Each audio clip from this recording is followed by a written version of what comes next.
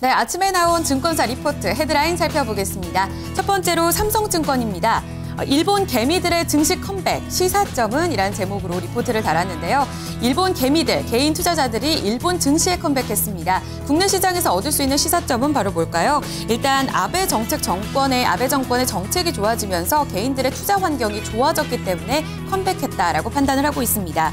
따라서 우리 역시도 아베 정권과 마찬가지로 과감한 경기 부양 정책과 더불어서 개인 투자 행위에 대한 세제 확대를 늘려야 한다라고 보고 있습니다. 개인 투자자들 유인하는 것이 필요하다고 보고 있습니다.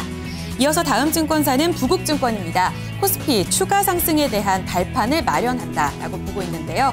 코스피가 매물 소화 과정에 이어서 이제는 탄력 둔화 구간을 지나서 추세적인 상승 구간에 진입했다고 보고 있습니다.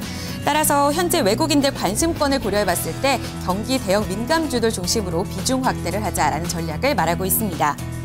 우리투자증권 역시 국내 증시에 주목을 하고 있습니다. 높아지고 있는 중기 박스권 돌파의 가능성을 진단하고 있는데요. 코스피가 지금 현재 상승 추세를 이어가고 있는데요. 이 연중 최고치 돌파 과정에 있어서 관심권 1위는 낙폭과 대주다라고 보고 있습니다. 이어서 동양증권도 보겠습니다. 약해진 펀드 환매.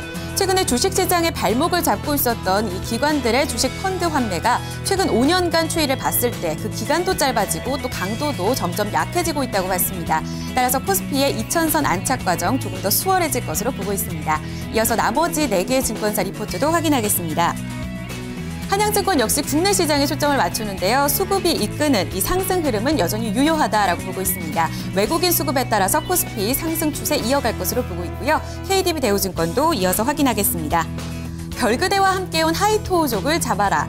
이 하이토우족이라 하면은 최근 중국에서 해외 직접 구매를 하는 소비족을 의미합니다. 최근에 한류 열풍으로 인해서 국내에 있는 의류, 그리고 화장품, 주얼리 등 소비를 늘리고 있는 독인데요. 이에 따라서 이 관련주에 대해서 주목하자라고 말했고요. 그 다음 관심 영역은 바로 결제 시스템 관련주입니다. 다날과 함께 KG 이니지스, 한국정보통신 압축해서 제시하고 있습니다. 이어서 한국투자증권은 면방주를 보고 있습니다. 면방주 장기 투자처로서 여전히 유망하다라고 보고 있고요. 끝으로 역시 현대증권도 업종에 좀 주목을 하고 있는데요. 글로벌 음원 시장에서 찾는 투자 아이디어입니다. 최근에 애플과 구글 그리고 삼성전자까지 음원 스트리밍 산업에 눈독을 들이고 있습니다. 여기서 주목할 수 있는 국내 관련주로는 로엔과 CJ ENM, KT 뮤직 등이 있는데요. 미래 소프트 산업으로서 관련주 점차 유망할 것이다라고 보고 있습니다. 지금까지 리포트 살펴봤고요. 오늘 증권사들 새롭게 추천한 종목들도 확인하겠습니다.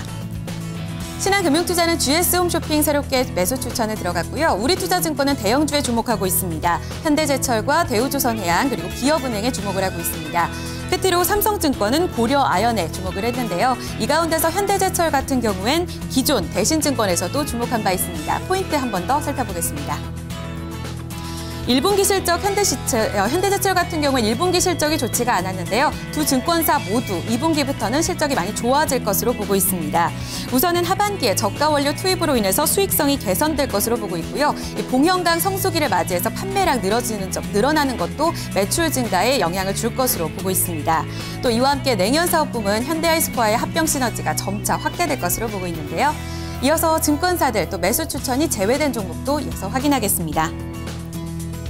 신한금융투자 같은 경우에 두 종목을 제외했습니다. 이 삼천당제약과 루트로닉인데요. 시세 탄력이 많이 둔화됐다고 보고 있지만 매수 추천일로부터 수익권에서 마무리가 된 만큼 아직까지 손실 권역은 아닙니다. 삼천당제약은 3% 수익 내면서 제외됐고요. 루트로닉 같은 경우에는 보합입니다. 0.00% 원금 회복에서 관심권 이제는 제외한다라고 말했습니다.